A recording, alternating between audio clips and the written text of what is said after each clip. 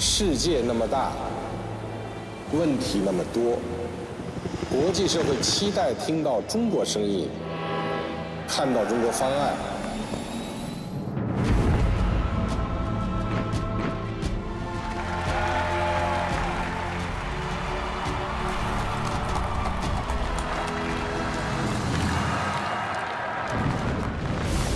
我真诚希望国际社会携起手来，秉持人类命运共同体的理念，把我们这个星球建设得更加和平，更加繁荣。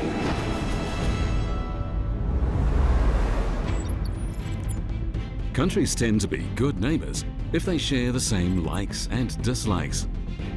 中国人讲，邻居家有喜事，都应该前来道贺。 China's diplomacy is based on the principles of non-conflict, non-confrontation, mutual respect and win-win cooperation. It certainly seems that President Xi had an impact on President Trump. So tight is Xi Jinping's schedule on his overseas trips that he scarcely has time to eat and sleep. China's policy towards its neighbours is based on amity, sincerity, mutual benefit and inclusiveness. សូមគោរពជូនជីវិតឲ្យកាន់តែវែងដល់ថ្លៃថ្លានិងកិត្តិយសបំផុតនៅពេលដែលបានគង់ឬអង្គុយនៅលើកៅអីដ៏ពិសេសរបស់គាត់នេះ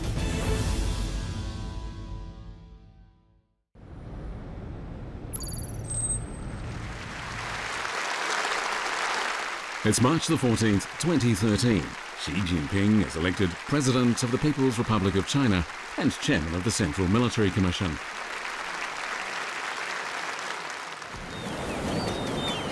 Global governance and the international order are going through a period of profound adjustment. Great changes are taking place in China's relations with the rest of the world. China is becoming more closely integrated into the international community than at any time in history. Diplomacy is like a game of chess. In the face of a complex and volatile international and regional situation, how will China handle its foreign relations for the benefit of itself and the rest of the world?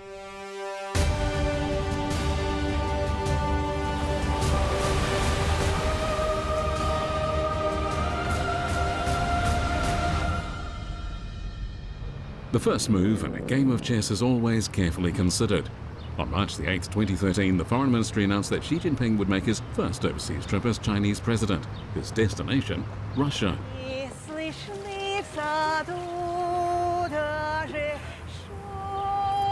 This is the Moscow restaurant in Beijing, 6 kilometers northwest of the Chinese government headquarters at Zhongnanhai.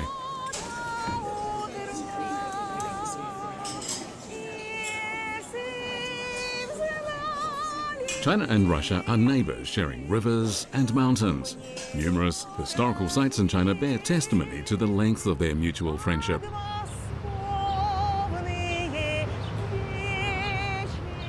China and Russia have always viewed their bilateral relationship as a diplomatic priority. But how will the profound changes taking place in the international arena affect how they deal with each other? When the two heads of state meet, what signals will they send out to the world?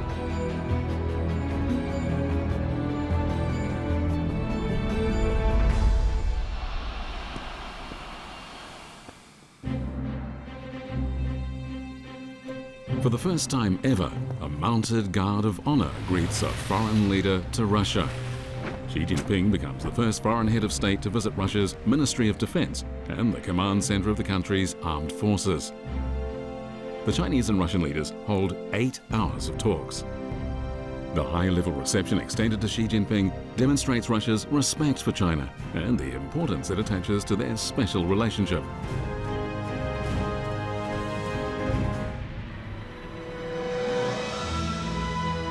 The two countries sign 32 major long-term cooperation agreements. Known as Century Projects, these pragmatic arrangements serve to deepen the Sino-Russian Comprehensive Strategic Partnership. The exchanges between the two leaders are open and amicable, and they chart the course for the development of bilateral relations. Мы хотим жить в многополюсном мире, а не мире, которым командуют американцы или в целом Запад. It's the morning of March the 23rd, 2013. Chinese President Xi Jinping, on his state visit to Russia, is addressing a crowded conference hall at the Moscow State Institute of International Relations. In his speech, Xi presents a new concept of international relations based on win-win cooperation. 西方国际关系里头这个基本的原理就是现实主义。第一个，实力最重要；第二个就是利益至上。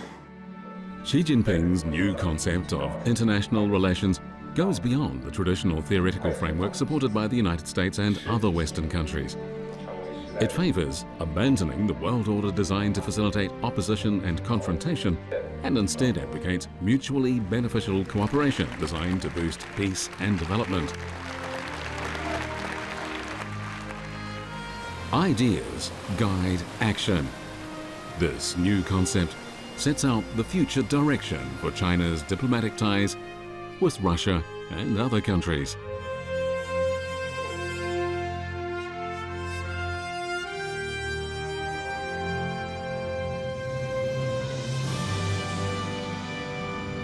During visits to Kazakhstan and Indonesia in the autumn of 2013, Xi Jinping proposes jointly building a Silk Road economic belt and a maritime Silk Road of the 21st century. Together, these plans have become known as the Belt and Road Initiative. The Silk Road economic belt extends across Eurasia. Russia had earlier proposed establishing a Eurasian Economic Union in the same region. Coordinating the two proposals became a key issue in China-Russia relations.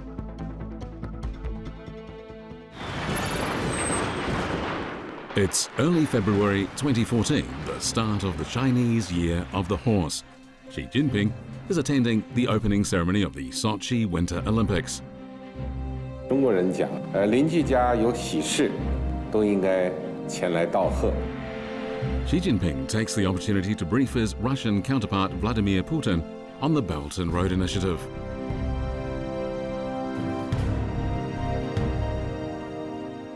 So far, we are building union on different matters, different grounds. It's a very beginning for belt, economic belt. It's all in the future. In May 2015, Xi Jinping visits Russia once again, this time to attend the ceremony marking the 70th anniversary of Russia's victory in the Second World War. During the visit, he and President Putin signed the Joint Declaration on Cooperation in Coordinating the Development of the Silk Road Economic Belt and the Eurasian Economic Union. The agreement represents a major step forward for the Belt and Road Initiative. This strategic consensus between China and Russia is supported by other members of the Eurasian Economic Union. May 2017. President Putin is in China to attend the Belt and Road Forum for International Cooperation. 2 months later, Xi Jinping makes another state visit to Russia, and he and President Putin agree a comprehensive plan for developing bilateral relations. Си Цзиньпинь уделяет огромное личное внимание развитию российско-китайских отношений. Он их друг хороший и очень надежный партнер. In the course of the past 5 years, the leaders of China and Russia have met on more than 20 occasions. These frequent contacts and their deepening friendship have made the relationship between the two countries the best it's ever been in history. As permanent members of the United Nations Security Council, China and Russia work together, support each other, and closely cooperate with each other in international and regional affairs. They're working to make the international order more just and equitable, and are playing an increasingly important role in maintaining the international order and global stability. Sino-Russian relations are characterized by non-alignment, non-confrontation, and non-targeting of any third parties. As such, they become a model of a new relationship between countries. Beijing. Song Pendong is a Chinese ice hockey player. As an image ambassador for the 2022 Winter Olympics, he's becoming famous around the world. In 2015, Sung joined the New York Islanders, becoming the first Chinese-born player to be drafted into the US's 100-year-old National Hockey League. 刚开始来的时候，他们也没见过中国孩子打冰球，他们都不知道就是中国有人打球。I think Misha Song right now is the Yao Ming of hockey in China.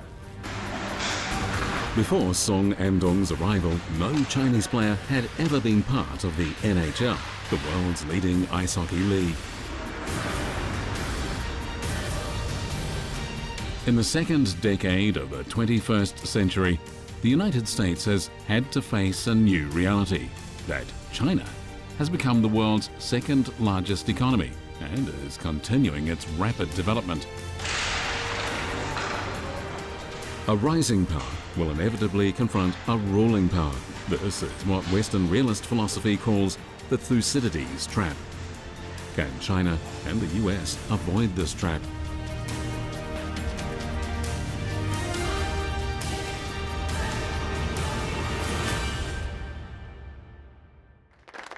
In November 2016, Donald Trump was elected President of the United States. In the eyes of many, his election added fresh uncertainty to the already complicated relations between China and the US. While the international community was wondering what course these relations were about to take, Xi Jinping decided he should meet President Trump.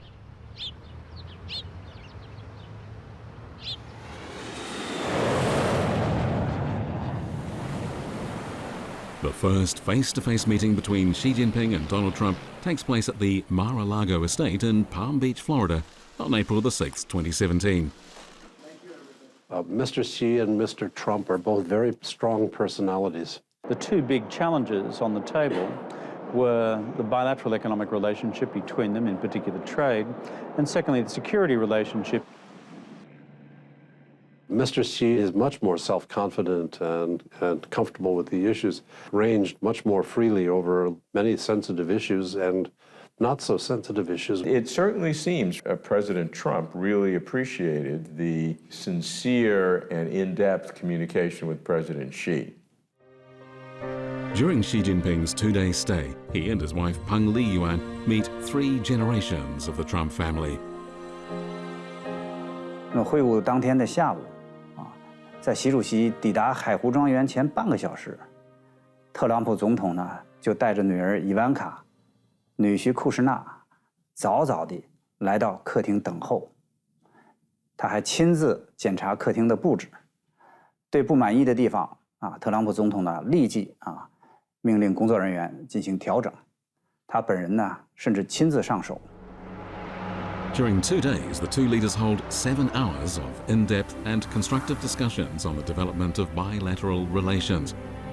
They announced that 4 high-level dialogue platforms will be established on diplomacy and security, on the economy, on law enforcement and cybersecurity, and on society and culture. 习主席说过，双方有1000条理由把中美关系搞好，没有1条理由 把中美关系搞坏，这次会晤实际上是两国元首的一次战略沟通，增进了战略互信，起到了战略引领的作用。 Following the Mar-a-Lago meeting, President Trump makes some positive comments about the Chinese leader. Constantly condemned with President Xi of China. Really liked him. We had a great chemistry, I think. I mean, at least I had. President Xi wants to do the right thing. We had a very good bonding. I think we had a very good... Certainly seems that President Xi had an impact on President Trump. Mutual understanding and respect are based on frank exchanges and open communication.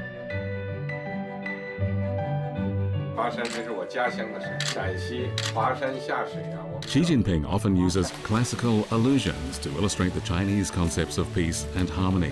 His interpreter, Sun Ning, offers many examples of this. 习主席呢，他讲了明朝的郑和的故事，就是说郑和当时下西洋，率领的是世界上最强大的舰队，但是呢，他不是要去占领别人的土地，而是说给别人送去了像丝绸啊、茶叶啊，去促进中国和那些国家人民之间的友好交往。Over the past 5 years as China's chief diplomat, wherever he goes, Xi Jinping has promoted the image of China as a responsible major country that's working for peace and mutual benefit. During his time in the United States, ice hockey player Sung Andong has seen at first hand how Americans have come to understand China better. He's now studying Sino-US relations at Cornell University.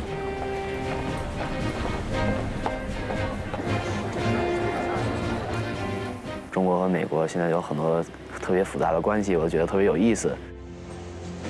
Sung Andong and his American teammates are likely to be opponents at the 2022 Beijing Winter Olympics, but this hasn't stopped them becoming friends. Competition and cooperation are two sides of the coin that is China-US relations. What matters is that the two sides are balanced. On September the 22nd, 2015, Xi Jinping addresses this issue in the US city of Seattle.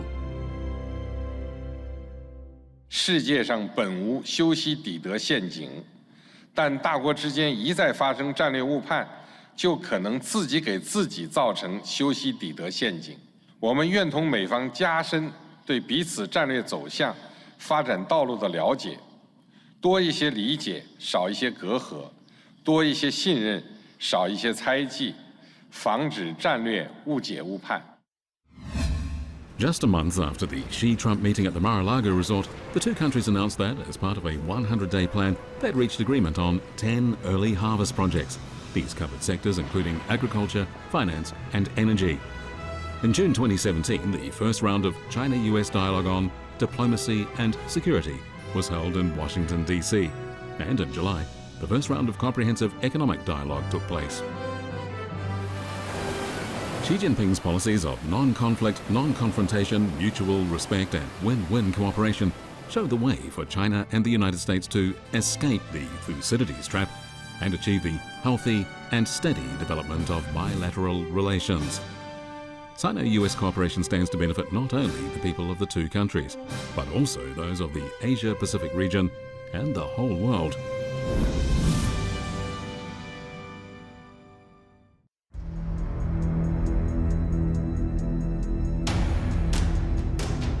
China is a sleeping lion. When she wakes, she will shake the world. With China's economy developing rapidly during recent years, it's become especially important to strengthen communication and exchange between China and Europe.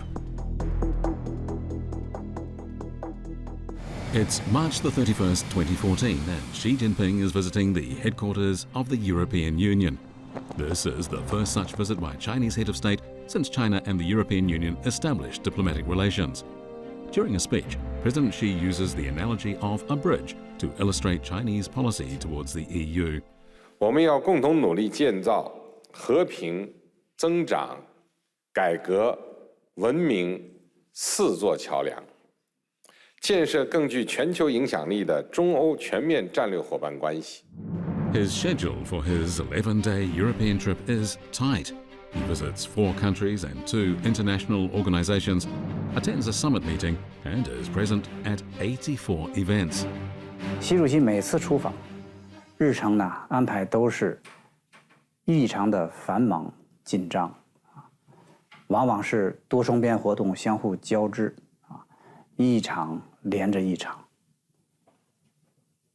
基本上每天呢都要有8、9场活动。 习主席经常是一大早就离开饭店开始活动，晚上很晚才能回到饭店，强度很大。 From Berlin and Paris to London, from Helsinki in Finland close to the Arctic Circle, to Rhodes in Greece in the Aegean Sea, Xi Jinping's visits unfold a new map of China-EU relations. High-level visits improve bilateral relations, expand the scope of cooperation, and promote mutual interests. Sino-German relations are no longer limited to an economic partnership. The two countries are now political and strategic partners. China and France, building on the courage they displayed 50 years ago in breaking the ice and establishing diplomatic relations, are ushering in a new era of comprehensive strategic partnership. China-UK relations have passed a new milestone and opened the door to a bilateral golden age. The cooperation between China and 16 countries in Central and Eastern Europe is progressing steadily. From Beijing to the Czech Republic, from Serbia to Poland, Xi Jinping has been striving to coordinate what's known as 16+1 cooperation. Supported by the development of the Belt and Road Initiative and of China-EU relations, he's working for the common development and prosperity of China and the CEE countries. It's December the 25th, 2015. In Beijing, the Asian Infrastructure Investment Bank is founded. The first multilateral financial institution proposed by China, the bank will complement the established international financial system. People were concerned here and in America and in other parts of Europe that AIIB might try to replace ADB, the Bretton Woods structure for Asia. France, Germany and Italy are following. 3 more European countries have announced they will join the China-led Asian... In all, 18 European countries were among the Asian Infrastructure Investment Bank's 57 founding members. Analysts have described the bank as a fresh achievement in win-win cooperation between China and the EU. "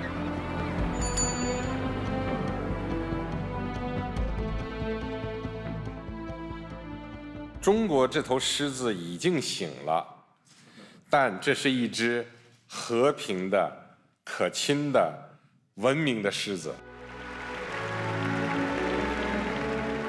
The comparison to a lion awakening helps Europe understand China. China and the European Union are steadily deepening their mutual trust and stepping up their cooperation. The development of relations between China and the European Union, two of the contemporary world's major powers, markets and civilizations, is playing an increasingly important strategic role in improving the international order and promoting world peace and development. China and the surrounding region is an area of enormous strategic importance. During recent years, the security situation among China's neighbors has remained generally stable, yet there remain maritime disputes and new geopolitical challenges for China to address. 中国的崛起，周边国家就是有的感觉到所谓的受威胁了、不安全了、不确定性了。 In October 2013, a symposium was held in Beijing on China's diplomacy with its neighbors. It was the first such meeting since the People's Republic of China was founded in 1949. It saw Xi Jinping set out the policy of amity, sincerity, mutual benefit and inclusiveness in developing regional relations and resolving major diplomatic issues. ASEAN has always been a focus in China's regional diplomacy. It's October the 3rd, 2013. Xi Jinping is addressing the People's Representative Council of Indonesia. He proposes building a close China-ASEAN community of shared future and working together to build a maritime Silk Road in the 21st century. The inauguration of the Lancang-Mekong Cooperation Mechanism is one of several initiatives over the past 4 years designed to make the friendship between China and ASEAN deeper and more pragmatic. China has a long history of close ties with many of its neighbors. The friendship between China and Cambodia has grown stronger with time. In safeguarding their legitimate rights and interests, each country can always rely on the staunch support of the other.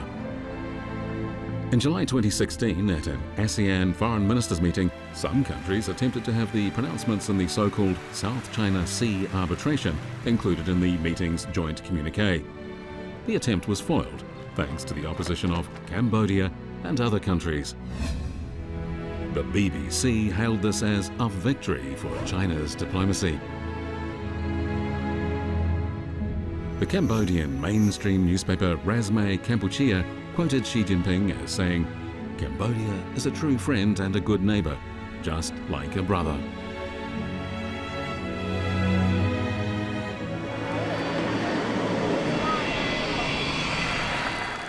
It's October 2016 and Xi Jinping is visiting Cambodia. The warm reception he's afforded reflects the special relationship between the two countries.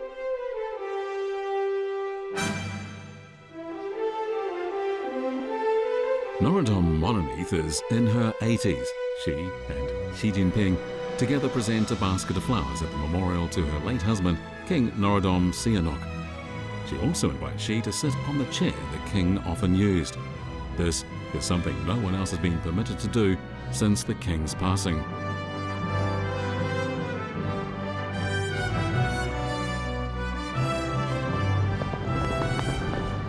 Trong បញ្ជាក់ថាដែលគាត់អញ្ជើញឲ្យអង្គុយកៅអីនេះគឺមានគោលបំណងពីរយ៉ាងបើតាមវប្បធម៌ខ្មែរទី1ចង់សម្ដែងនៅអនុស្សាវរីយ៍នឹករលឹកគ្នាទៅវិញទៅមកមិនអាចបំភ្លេចបានទី2សូមគោរពជូនជីវិតឲ្យកាន់តែវែងដល់ថ្លៃថ្លានិងកិត្តិយសបំផុតនៅពេលដែលបានគង់ឬអង្គុយនៅលើកៅអីដ៏ពិសេសរបស់គាត់នេះ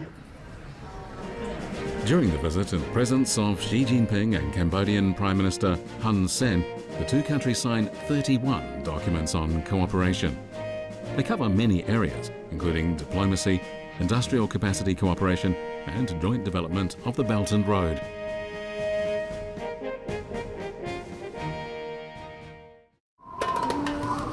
Chinese people often refer to Pakistan as their brother country. This indicates the depth of their friendship. It's April 2015 and Xi Jinping is visiting Pakistan. Wherever the Chinese president goes, the welcome is overwhelming. 中巴建立了全天候友谊，开展了全方位合作。无论国际风云和两国国内局势如何变化，两国在涉及彼此核心利益问题上，一贯 相互理解，相互支持，这份情谊堪称独一无二。 Xi Jinping goes on to say that in December 2014, when terror attacks on the Army Public School in Peshawar killed 141 teachers and students, China immediately issued the strongest condemnation and offered assistance. The injured students were invited to China for medical treatment. Once again, the Pakistani people felt the deep friendship of the Chinese people. During President Xi's visit, the leaders of the two countries agreed to elevate China-Pakistan relations to an all-weather strategic cooperative partnership. By all-weather, they mean that the two countries will always move ahead together, come rain or shine. Such a definition is unique in China's foreign relations, and it indicates that the friendship between China and Pakistan is special, lasting, and sound. Myanmar is another of China's close neighbours. Aung San Suu Kyi is a living symbol of this country. Part of the respect that people have for her is due. In November 2015, the National League for Democracy, led by Aung San Suu Kyi, won a sweeping victory in the Myanmar general election.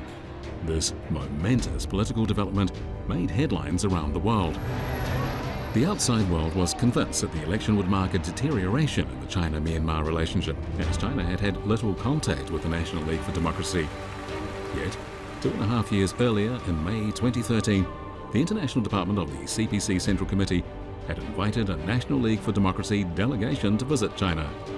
This paved the way for bilateral inter-party exchange.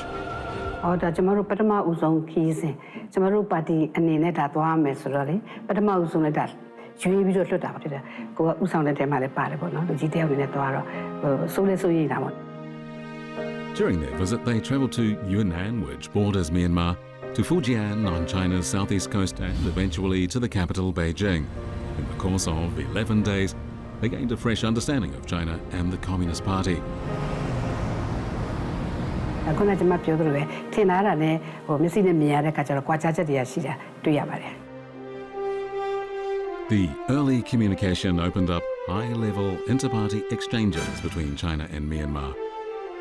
Aung San Suu Kyi would later say the Communist Party of China is a welcoming party. It's June 2015, and the National League for Democracy delegation headed by Aung San Suu Kyi is visiting China. In what is described by the international media as an historic meeting, Xi Jinping holds talks with Aung San Suu Kyi. Later, after forming a new government in Myanmar in April 2016, Aung San Suu Kyi decides to make China the first non-ASEAN country she visits. And you're quite right, she's visiting China before going to Washington. In the media, this is reported as a success for China's diplomacy. Joined now by Richard.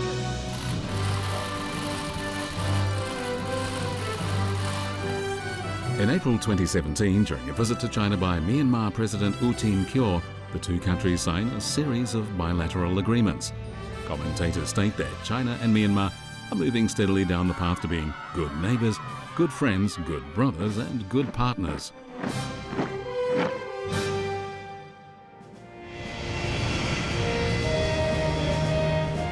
From Southeast Asia to South, Central, and Northeast Asia, over the past 5 years, half of President Xi Jinping's state visits have been to China's neighbours. This focus is clearly aimed at promoting the country's regional diplomacy. China, while safeguarding its own sovereignty, security, and development interests, adheres to the policy of amity, sincerity, mutual benefit, and inclusiveness in relations with its neighbours, and is sharing the fruits of progress with them.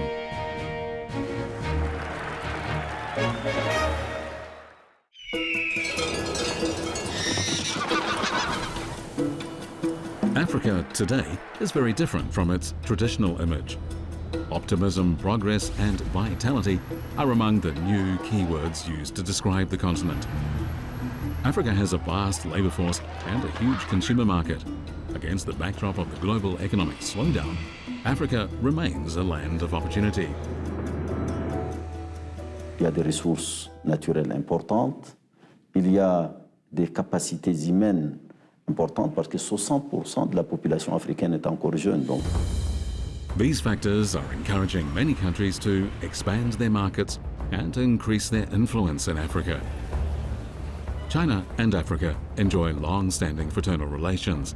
In the 1970s, when China resumed its seat at the United Nations, it was said to have been carried there on the shoulders of Africa. At the same time, despite its own economic difficulties, China was determined to build the Tanzania-Zambia Railway, a monument to the friendship between China and Africa.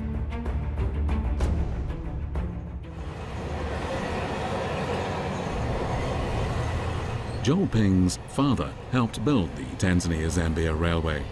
Today, Zhou and his son are visiting the places where his father worked. 我父亲给我讲过，当时他们在修建坦赞铁路的时候，当时的条件呢非常艰苦。这条铁路啊，基本上是靠肩挑背扛把它修建出来的。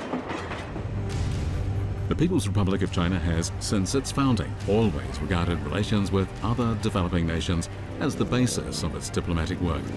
This is evident in its friendly cooperation with Africa. It's March the 24th, 2013.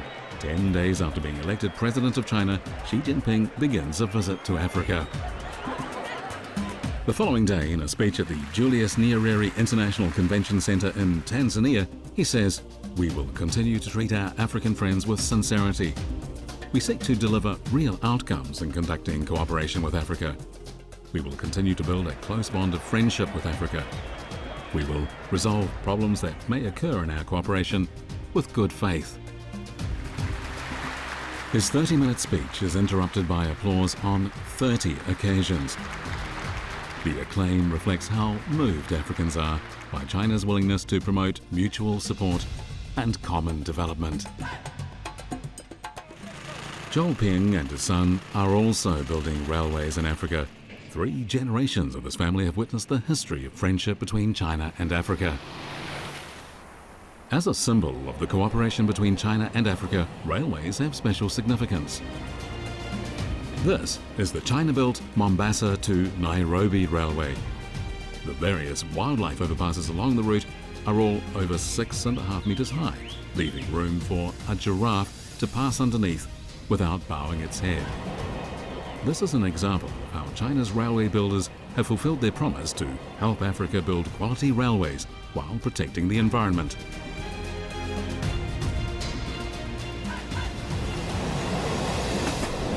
The railway is helping to drive the development of Mombasa, the biggest port in East Africa.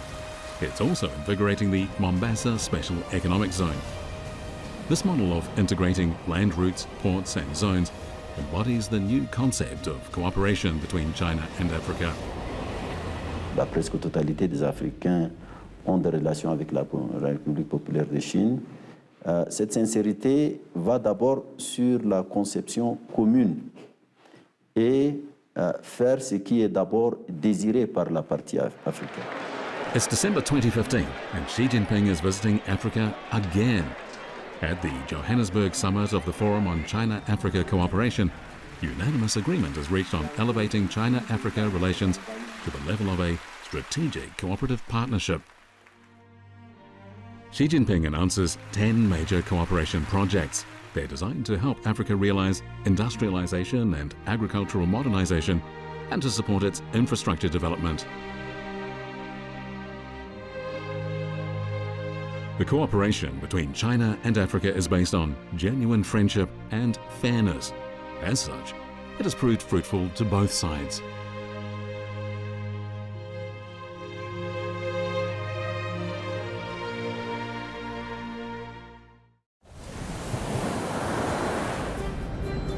Latin America is another emerging region with enormous development potential. In recent years, China has been comfortably the biggest or second biggest trading partner of most Latin American countries. It's also the largest importer of Latin American energy, mineral products, soybeans and sugar. Even mountains and seas can't separate people with common aspirations. This is demonstrated by the 3 visits paid by President Xi to Latin America since he took office. During a meeting with Latin American leaders in 2014, Xi Jinping proposes the creation of a 5-in-1 pattern of China-Latin America relations and a 1+3+6 formula for promoting bilateral cooperation. The proposals enjoy the support of the other leaders at the meeting. In response to such genuine offers of cooperation, the Latin America countries have thrown their doors open to China. During Xi Jinping's 2014 visit, China and Latin America agreed to establish a comprehensive cooperative partnership. They also commit themselves to inaugurating the China-CELAC Forum. This agreement follows a series of similar arrangements with other regions, among them the Shanghai Cooperation Organization, China-ASEAN Intergovernmental Cooperation Mechanism, China-Africa Cooperation Forum, China-Arab States Cooperation Forum, Summit of China and Central and Eastern European countries, and China-Pacific Island countries Economic Development and Cooperation Forum. Altogether, these arrangements form a system of regional multilateral cooperative frameworks involving China and developing countries around the world. 中东是一块富饶的土地，让我们感到痛心的是，这里迄今仍未摆脱战争和冲突。中东向何处去？这是世界屡屡提及的中东之问。少一些冲突和苦难，多一点安宁和尊严，这是中东人民的向往。 At the beginning of 2016, Saudi Arabia severed diplomatic ties with Iran.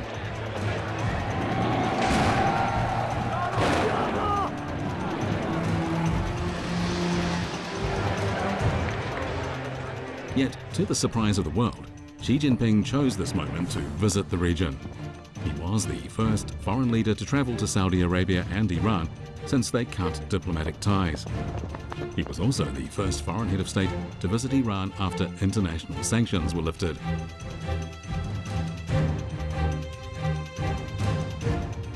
The Chinese leader, through his many overseas visits, demonstrates his diplomatic vision and courage. They also reveal China's unique diplomatic advantages and influence in the Middle East. In a speech at the headquarters of the Arab League, Xi Jinping urges all sides involved in regional conflicts to pursue dialogue and development. He outlines China's approach to solving the Middle East issue, which is to take a comprehensive approach in addressing both the symptoms and the root cause. It's the spring of 2017, and as testament to China's influence in the Middle East, a succession of leaders, including King Salman of Saudi Arabia and Israeli Prime Minister Benjamin Netanyahu, visit Beijing. July the 18th, 2017. Palestinian President Mahmoud Abbas pays a state visit to China. He presents his country's highest award to Xi Jinping. The medal recognizes the Chinese leader's work for peace in the Middle East.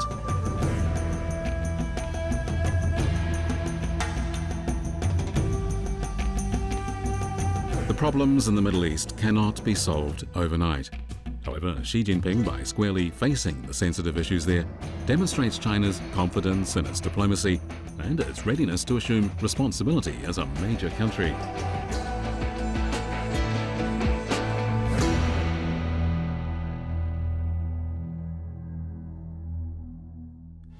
Promoting diplomatic relations with the great powers, with neighbours and with developing countries.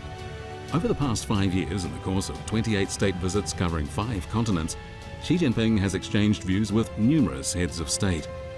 The goal of his diplomacy is simple: to ensure that China remains strategically active across the globe. 中国外交积极进取、主动作为，构建了全方位、多层次和立体化的战略布局。我们已经同97个国家和国际组织建立了不同形式的伙伴关系。可以说，中国的朋友圈越来越大。 On the morning of April the 18th, 1955, the leaders and representatives of 29 Asian and African countries and territories walked down the street in Bandung, Indonesia, to Independence Building. They included Zhou Enlai, Sukarno, and Jawaharlal Nehru, and they were participating in the world's first large-scale Asian-African conference, the Bandung Conference. It's spring 2015, and the historic walk to Independence Building is being reenacted. This time, around 100 Asian and African leaders and representatives are taking part. They include Xi Jinping and Indonesian President Joko Widodo.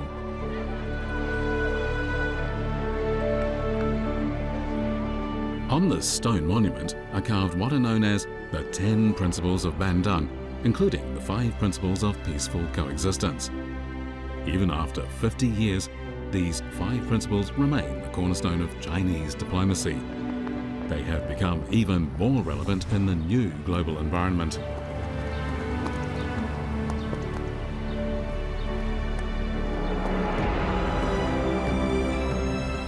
Traveling alone, a person can go fast. Traveling with others, a person can go far.